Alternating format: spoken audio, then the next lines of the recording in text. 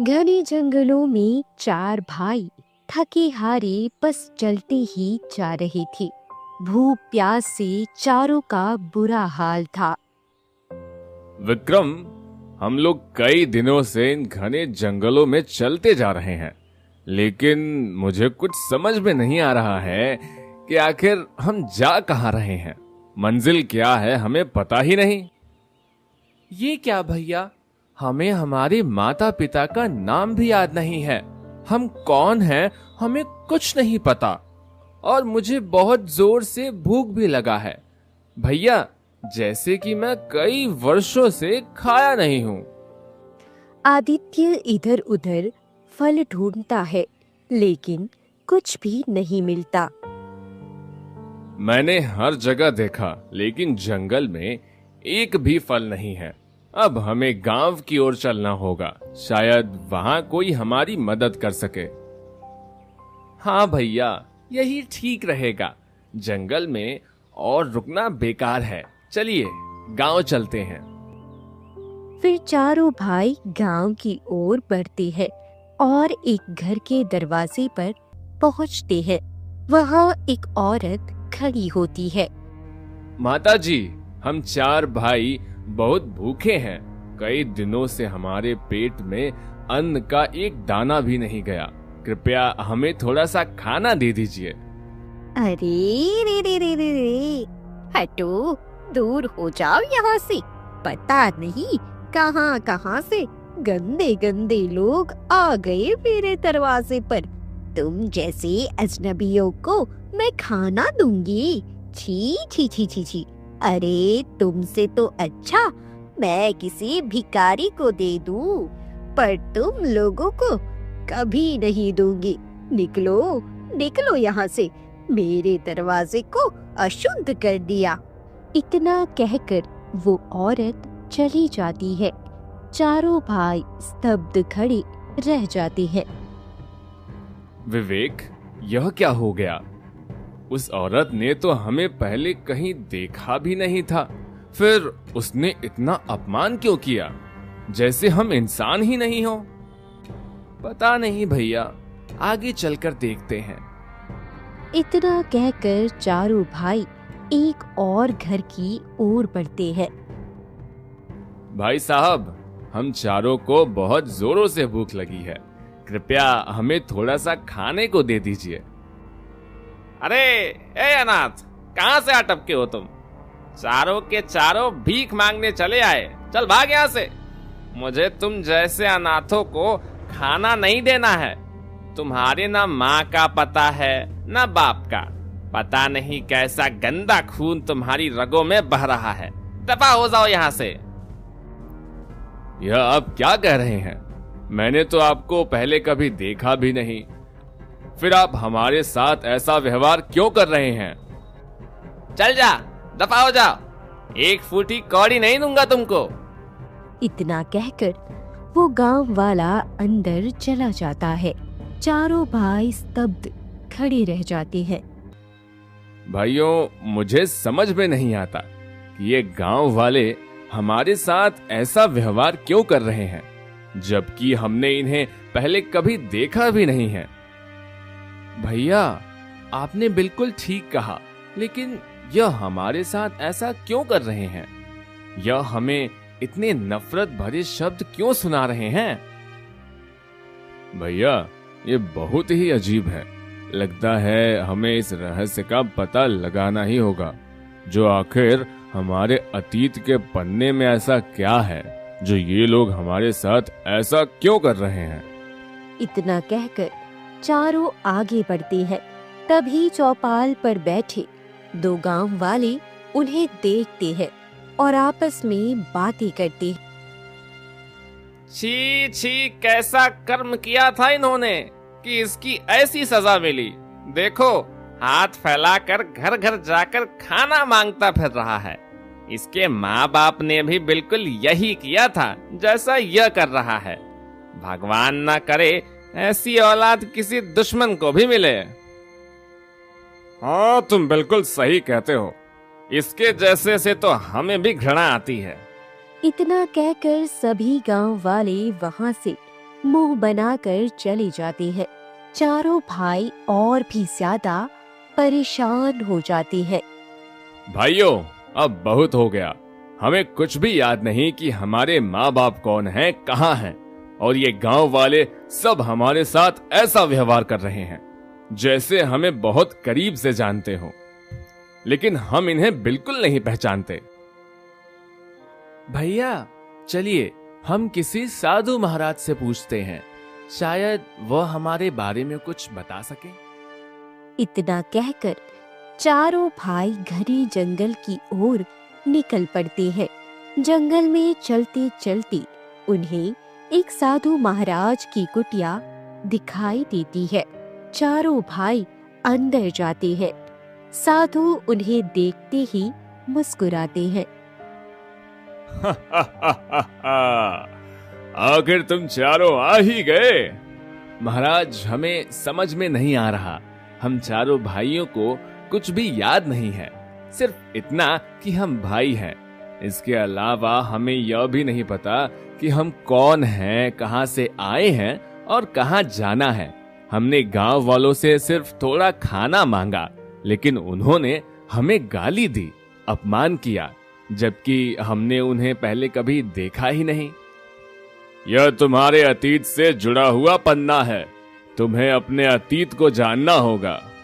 महाराज, हम अपने अतीत और अपने जन्म का रहस्य जानने के लिए बहुत परेशान हैं। सब लोग हमसे नफरत करते हैं। हमें कुछ भी याद नहीं कि हमारे माँ बाप कौन हैं और हम कहां से आए हैं। कृपया करके हमें यह रहस्य बता दीजिए। ठीक है, मैं तुम्हें रास्ता बताऊंगा, लेकिन इसके लिए तुम्हें पाताल लोक से एक जादुई शीशा लाना होगा। उसी शीशे से तुम अपने जन्म का रहस्य जान सकते हो। ठीक है महाराज, हम वही जादुई शीशा लेकर आएंगे। सोच समझ कर जाना। पाताल लोक में जाना खतरों से खाली नहीं है। वहां मौत हर कदम पर तुम्हारा इंतजार करेगी और तुम्हें विचित्र परीक्षाओं से गुजरना पड़ेगा। हम अपने अतीत का पन्ना जानने के लिए मौत के मुंह तक भी जा सकते हैं, क्योंकि अपनी पहचान के बिना हम जी ही नहीं सकते।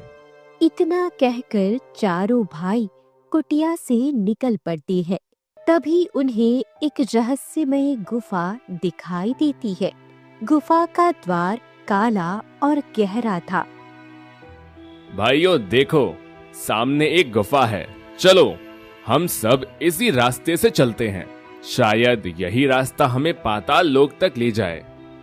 फिर चारों भाई गुफा के पास पहुंचते हैं। वो अंदर जाने ही वाले होते हैं कि गुफा की दीवार पर सुनहरे अक्षरों में एक पहेली चमकने लगती है। भैया, यह बहुत कठिन पहेली है। इसमें लिखा है कि जिसका न तन है न रूप, फिर भी उसी से सृष्टि की शुरुआत हुई। आखिर यह कौन हो सकता है? हाँ, और इसमें समय का पहला साथी कहा गया है। यह तो समझ में ही नहीं आ रहा। भाइयों, इसका उत्तर और कोई नहीं, यह आदि पुरुष है। वही जो सबसे पहले था, जिससे सृष्टि की शुरुआत हुई। न उसका रूप है न आकार, लेकिन उसी से जीवन का आरंभ हुआ। जैसे ही आदित्य यह उत्तर बोलता है, गुफा का द्वार गूंज उठता है। सुनहरी रोशनी फैलती है और पत्थर हिलकर रास्ता खुल जाता है। भैया, सचमुच आपका जवाब सही था। देखो, द्वार अपने आप खुल गया। हाँ, गुफा ने हमें आगे बढ़ने की इजाजत दे दी है। भैया, आप सच में हम सबके मार्गदर्शक हैं। चलो भाइयों, अब हमें बिना देर किए आगे बढ़ना चाहिए। हो सकता है अगली मंजिल पर और भी कठिन परीक्षाएं हमारा इंतजार कर रही हो। चारों भाई गुफा के भीतर प्रवेश करते हैं और रहस्यमयी रास्ते की ओर आगे बढ़ते हुए वे पहुंचते हैं लालच की नगरी में। चारों तरफ सोना चांदी बिखरा था। सुंदर स्त्रियां मोहक मुस्कान के साथ खड़ी थी। दृश्य देखकर तीनों भाई ठहर गए। चलो भाई, थोड़ा आराम कर लें। बहुत भूख लगी है और यहाँ का नजारा देखकर तो मन तृप्त हो गया। हाँ, इतनी सुंदर जगह मिली है, थोड़ा सुख भोग लें, फिर आगे बढ़ेंगे। देखो, वह स्त्रियां हमें बुला रही हैं। चलो वहीं चलते हैं।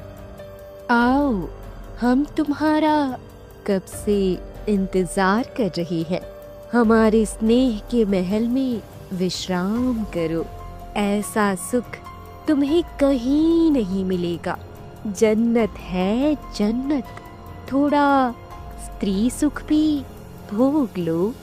तीनों भाई उसकी ओर बढ़ने लगे, तभी विक्रम ने उन्हें रोक दिया। भाइयों, ये सब भ्रम का जाल है। यह सुख नहीं, धोखा है। होश में आओ, असली रास्ता उधर है। ये हम लोग क्या कर रहे थे? अच्छा हुआ विक्रम, तुमने हमें बचा लिया, वरना हम तो ये माया नगरी में हमेशा के लिए फंस जाते। चलो चलो भाई, उस रास्ते से चलते हैं। फिर चारों भाई सही रास्ता पकड़कर समुद्र के किनारे पहुंचे। लहरें जोर से टकरा रही थी। तभी अचानक एक बड़ा राक्षस गरजता हुआ दौड़ कर आता है। अरे, अब क्या होगा? यह तो हमें खा जाएगा। भाइयों, यह तो बहुत डरावना है, हमें कुछ समझ नहीं आ रहा। अगर ये पास आ गया तो हम बच नहीं पाएंगे। भाइयों, आप सब पीछे हटो, इसका सामना मैं करूंगा। मोहित ने ताकत से 2 जोरदार वार किए। राक्षस दर्द से चिल्लाया और कुछ ही पल में जलकर भस्म हो गया। जैसे ही राक्षस मरा, समुद्र किनारे अचानक एक बड़ा सा द्वार खुल गया।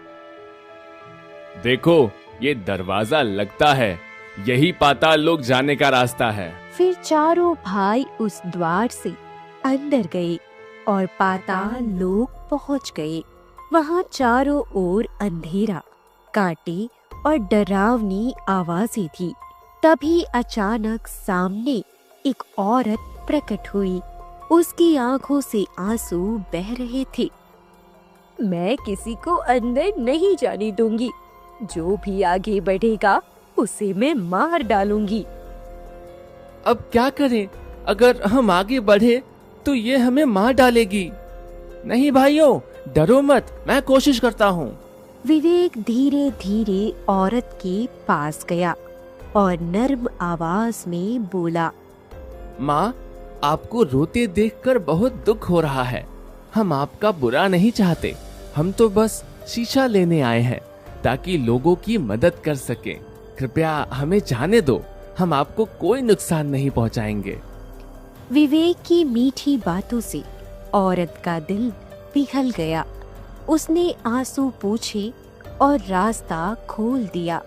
जाओ, आगे बढ़ो, लेकिन याद रखना, लालच करोगे तो हमेशा के लिए इसी पाताल लोक में फंसे रह जाओगे। फिर चारों भाई झुककर प्रणाम करे और आगे बढ़ गए और शीशा देखकर बहुत खुश हो जाते हैं। भाइयों, देखो, यही वह शीशा है। अब हमें जल्द ही अपना अतीत पता चल जाएगा। हाँ, देर मत करो, हमें इसे लेकर साधु महाराज के पास लौटना चाहिए। भैया, मैं तो बेसब्री से इंतजार कर रहा हूँ कि हम कौन हैं और कहां से आए हैं।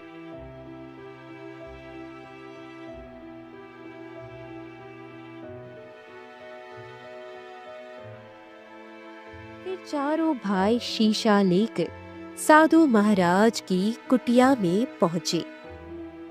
आओ पुत्र, तुमने यह कठिन कार्य पूरा कर दिखाया। अब मैं तुम्हें तुम्हारा अतीत दिखाता हूँ। साधु ने एक कलश से जल निकाला और शीशे पर छिड़क दिया। अचानक शीशे में तेज प्रकाश फैला और एक अद्भुत दृश्य उभरा। अतीत का द्वार खुल गया।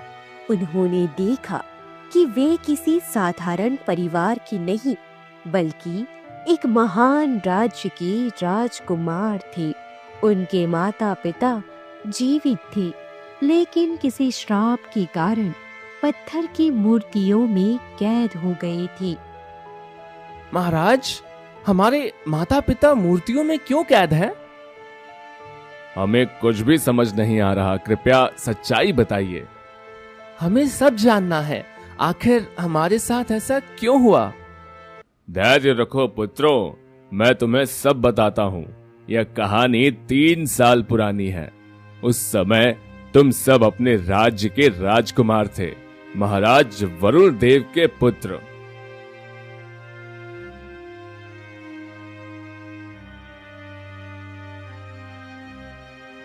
आदित्य, विक्रम, मोहित और विवेक मेरे चारों वीर पुत्र, अब तुम सब युवा अवस्था में पहुंच गए हो।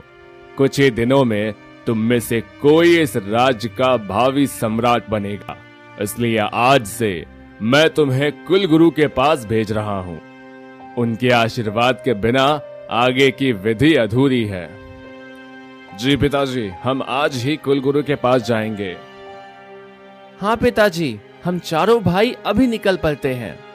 इतना कहकर चारों भाई राजमहल से रवाना हुए और घने जंगलों से होते हुए जा रहे थे। तभी रास्ते में तालाब के किनारे एक गरीब किसान की बेटी सुगंधा कपड़े धो रही थी। नहीं भैया, यह तो मुझे पसंद है, मैं इससे विवाह करूंगा। नहीं, यह लड़की मुझे भा गई है, मैं ही इससे विवाह करूंगा। तुम सब क्यों लड़ रहे हो? मुझे भी यही लड़की चाहिए, मैं इसे अपनी पत्नी बनाऊंगा। नहीं, तुम सबसे बड़ा मैं हूँ, हक मेरा है, मैं ही विवाह करूंगा। चारों भाई आपस में लड़ने लगे। तभी पीछे से मंत्री आ जाता है। राजकुमारों, यह आप लोग क्या कर रहे हैं? महाराज ने मुझे खास तौर पर आपके पीछे भेजा था, क्योंकि उन्हें पता था कि आप लोग और कहीं भी लड़ाई शुरू कर सकते हैं। चलिए, यह सब महाराज के सामने ही तय होगा। लेकिन मंत्री जी, मुझे वो बहुत पसंद है, मैं उसी से विवाह करूंगा। अरे ये तो बिरजू की बेटी सुगंधा है और ये गरीब किसान की बेटी है। आप लोग भी क्या सोच रहे थे? नहीं मंत्री जी, आप कुछ भी कहें, पर उसे मैं अपनी पत्नी जरूर बनाऊंगा। मैं भी उसी से विवाह करूंगा। और मैं भी। बस, अब बहुत हुआ। आप लोग एक साधारण लड़की के लिए आपस में लड़ रहे हैं। चलिए मेरे साथ, मैं महाराज से सारी बात कहूंगा। फिर चारों भाई अनमने होकर मंत्री के साथ वापस राजमहल लौट आए। क्या हुआ पुत्रों, तुम लोग वापस क्यों लौट आए? क्या कुलगुरु का आशीर्वाद लिया? महाराज, आशीर्वाद तो दूर की बात रही, इन चारों राजकुमारों ने रास्ते में एक किसान की बेटी को देखकर आपस में लड़ाई शुरू कर दी। हर कोई उसी से विवाह करना चाहता है। क्या? यह सब सुनकर मुझे विश्वास नहीं होता। तुम लोग भावी युवराज कहलाने के योग्य हो और एक साधारण लड़की के लिए आपस में लड़ाई कर बैठे। ये तुम्हारे आचरण को शोभा नहीं देता। पिताजी, मैं उसी से विवाह करूंगा। नहीं, मैं करूंगा। और मैंने इतनी सुंदर लड़की अपनी पूरी जिंदगी में नहीं देखी है पिताजी। पिताजी, मुझे वो बहुत पसंद है। चुप रहो तुम चारों। तुम में से कोई भी उस लड़की से विवाह नहीं करेगा। एक गरीब किसान की बेटी हमारे राज्य की वधू कभी नहीं बन सकती। लेकिन चारों राजकुमार वहां से चले जाते हैं और ऐसे ही कई दिन बीत जाते हैं। वहीं दूसरी तरफ गांव में सुगंधा चूल्हे के पास बैठी थी। तभी उसके पिता बिरजू खेत जाने से पहले आवाज लगाते हैं। सुगंधा बेटी, जरा जल्दी से खाना दे दो, देर हो रही है, खेतों के लिए निकलना है। जी पिताजी, अभी लाई।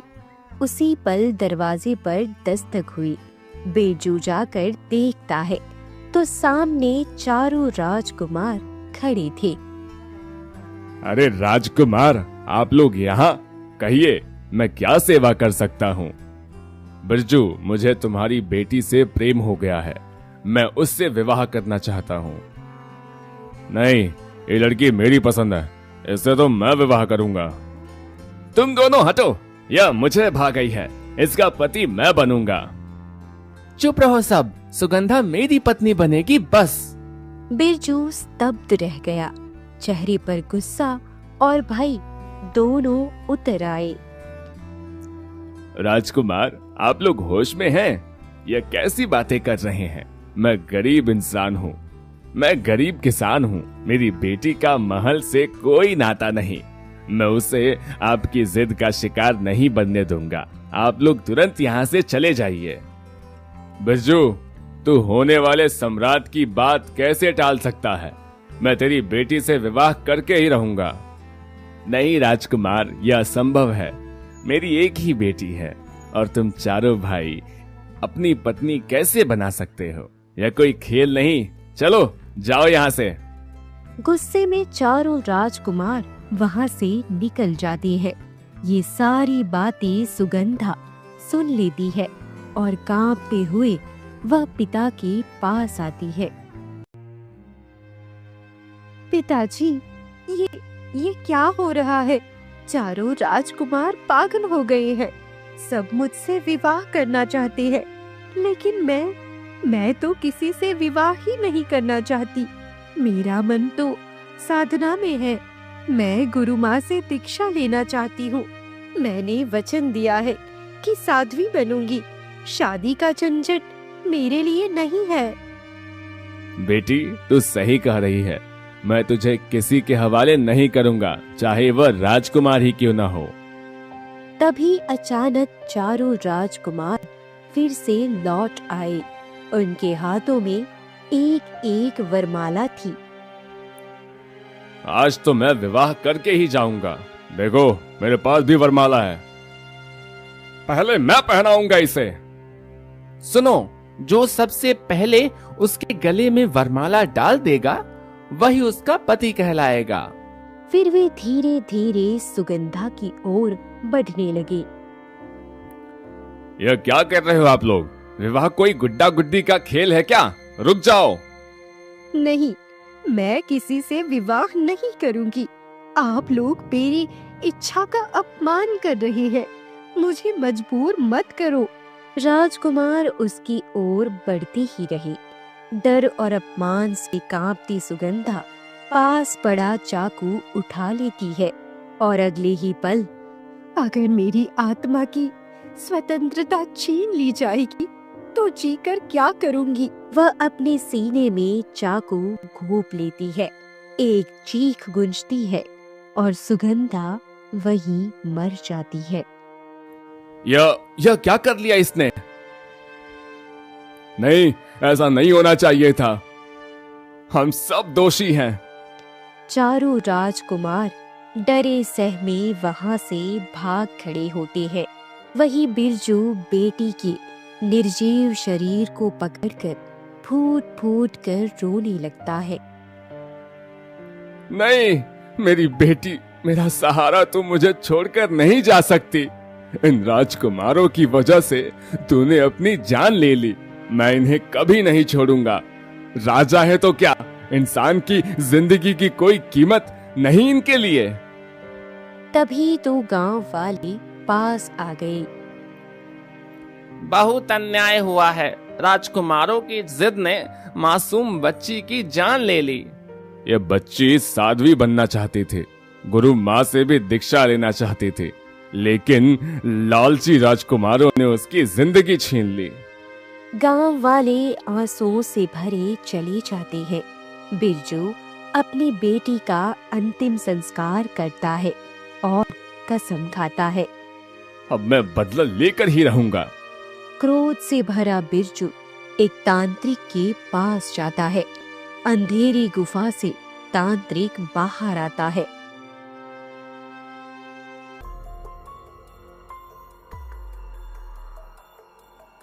आओ बिरजू, बताओ तुम्हारी कैसी सहायता करूं?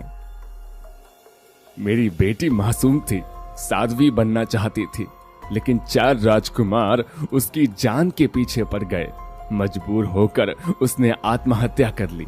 मैं चाहता हूं कि आप उन राजकुमारों और पूरे राजमहल को श्राप दो। कैसा श्राप चाहता है तू? पूरा राजमहल पत्थर में बदल जाए, राजा रानी सब पत्थर बन जाएं और राजकुमारों की याददाश्त मिटा दी जाए। ऐसा श्राप दो कि उनका चेहरा देखकर हर कोई घृणा करे, सब उन्हें गालियां दें और वे खाने के लिए तरसें। ये भारी मांग है, इसके बदले तू मुझे क्या देगा? मैं अपनी सारी जमीन बेच दूंगा। जमींदार से कर्ज लेकर जितना धन जुटेगा सब तुम्हें दे दूंगा, तो तेरी इच्छा पूरी होगी। कुछ ही दिनों में बिरजू ने अपनी जमीन बेच दी और कर्ज लेकर धन जुटाया। सारा धन तांत्रिक को सौंप दिया।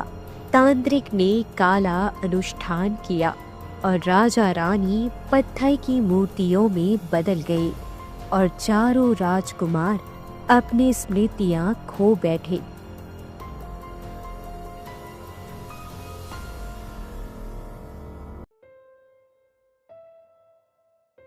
अपनी कहानी जानकर चारों राजकुमार की आंखों से आंसू बहने लगते हैं। हे भगवान, ये हमसे क्या पाप हो गया? हमारी गलती की वजह से एक मासूम ने अपनी जान खो दी। महाराज, क्या इस श्राप को मिटाने का कोई रास्ता है? हमसे बहुत बड़ी गलती हो गई। हम अब उसे मिटाना चाहते हैं। हाँ, उपाय है। तुम्हें अपनी गलती का प्रायश्चित करना होगा। जब तक सुगंधा की अर्थी उसके पिता के घर पे है, तब तक श्राप नहीं टूटेगा। यदि तुम बिरजू को मनाकर उसकी बेटी की अर्थी को गंगा में प्रवाहित कर दोगे, तभी श्राप समाप्त होगा। लेकिन याद रखना, चुरा कर यह काम मत करना। पिता की रजामंदी और उसकी आत्मा की शांति जरूरी है। धन्यवाद साधु महाराज, हम यह कार्य अवश्य करेंगे। फिर चारों भाई वहां से निकल पड़ते हैं और थोड़ी दूर चलकर बिरजू के घर पहुंचते हैं। बिरजू अपनी बेटी की अस्थि लेकर घर के दरवाजे पर बैठा परेशान है। अगर हम ऐसे ही गए तो वह हमें पहचान लेंगे और तब हमसे कोई मदद भी नहीं लेगा। भैया, हमें अपना रूप बदलना होगा। हाँ, यही सही कह रहे हो। फिर चारों अपना अपना रूप बदल लेते हैं। एक व्यापारी का, एक साहूकार का और 2 सेवकों का। भैया नमस्ते, हम लोग बहुत दूर से आए हैं। हमें कुछ दिनों के लिए आराम चाहिए। क्या हम आपके घर में ठहर सकते हैं? क्यों नहीं, वैसे भी अब इस घर में कोई नहीं रहता। मेरी बेटी थी, पर वह भी मुझे छोड़कर चली गई। आप लोग रह सकते हैं। तभी गांव का जमींदार आता है। अरे ओ बिरजू, तूने मुझसे पैसे लिए थे, अभी तक क्यों नहीं चुकाए? जल्दी से मेरा कर्ज चुका, वरना तुझे तेरी बेटी के पास भेज दूंगा। कुछ समय दे दो मालिक, मैं चुका दूंगा। ठीक है, 10 दिनों का मोहलत दे रहा हूं। इसमें मुझे मेरे पैसे चाहिए।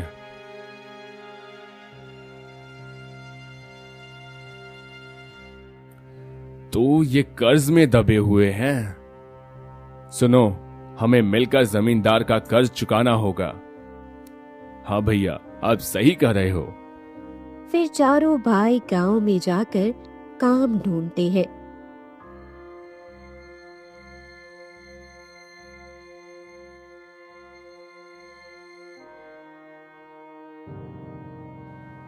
काका, हम चारों भाइयों को काम की सख्त जरूरत है। आप हमें कोई काम दे दीजिए। अरे, तुम चारों तो राजसी लग रहे हो। काम क्या करोगे? हम मजदूर हैं, गांव-गांव जाकर काम करते हैं और पेट पालते हैं। कोई भी काम दे दो। और ये कपड़े तो हमने भाड़े पे लेकर पहने हैं। ठीक है, मेरे खेत का सारा काम कर दो। फिर चारों भाई मेहनत से दिन रात काम करने लगते हैं।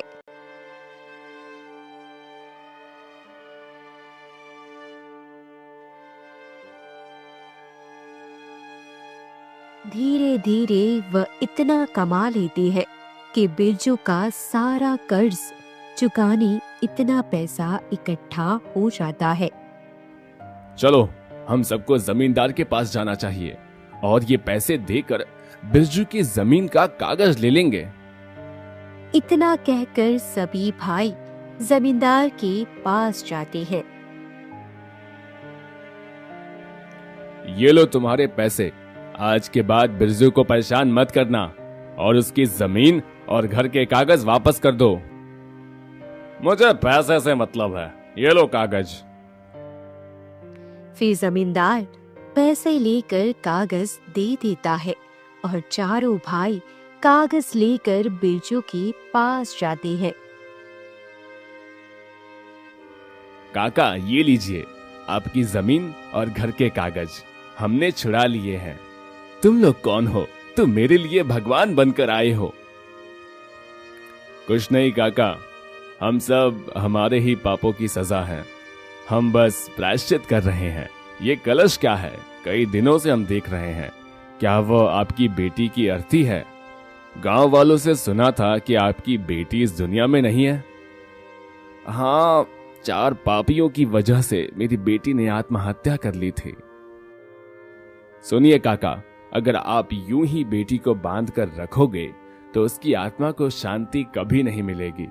गंगा में विसर्जन कीजिए, तभी आपकी आत्मा और उसकी आत्मा को सुकून मिलेगा। नहीं, मैं अपनी बेटी से बहुत प्रेम करता हूं। उसे गंगा में विसर्जित नहीं करूंगा। जिससे हम प्रेम करते हैं उसे अपने बंधनों में बांधकर नहीं रखना चाहिए। यह प्रकृति का नियम है। जो मरा है उसे हमें शांति प्रदान करना चाहिए। तुम सही कहते हो। मेरी बेटी ने जीवन में बहुत दुख देखे। अब मैं उसे अपने बंधन से आजाद करता हूं।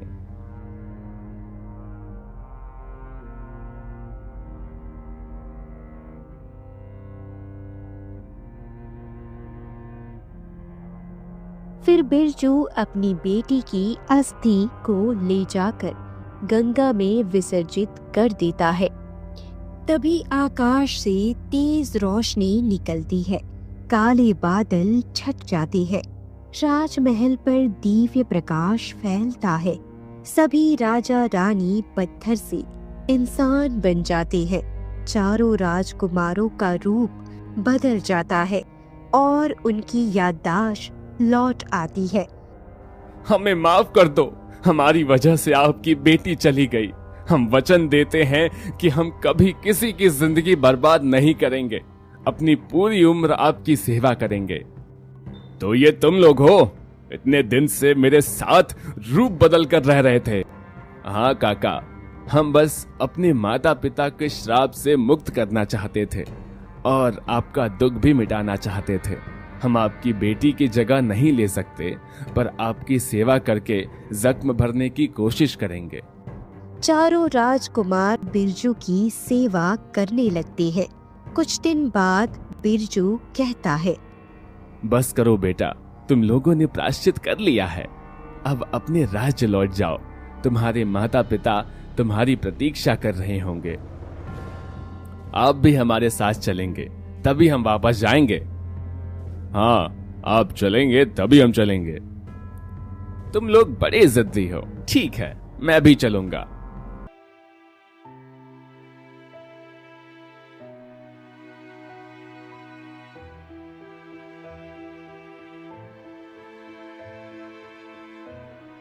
सब राजमहल पहुंचती है। राजा अपने बेटों को देखकर बहुत प्रसन्न होते हैं। बिरजू, हमारे पुत्रों ने तुम्हारे साथ बहुत अन्याय किया। अब से तुम हमारे राज्य के सबसे प्रमुख व्यक्ति रहोगे। हर बड़े फैसले में तुम्हारी राय ली जाएगी। तुम सदा हमारे साथ महल में रहोगे। महाराज धन्यवाद। आज मेरी बेटी की आत्मा को भी शांति मिली और मुझे भी।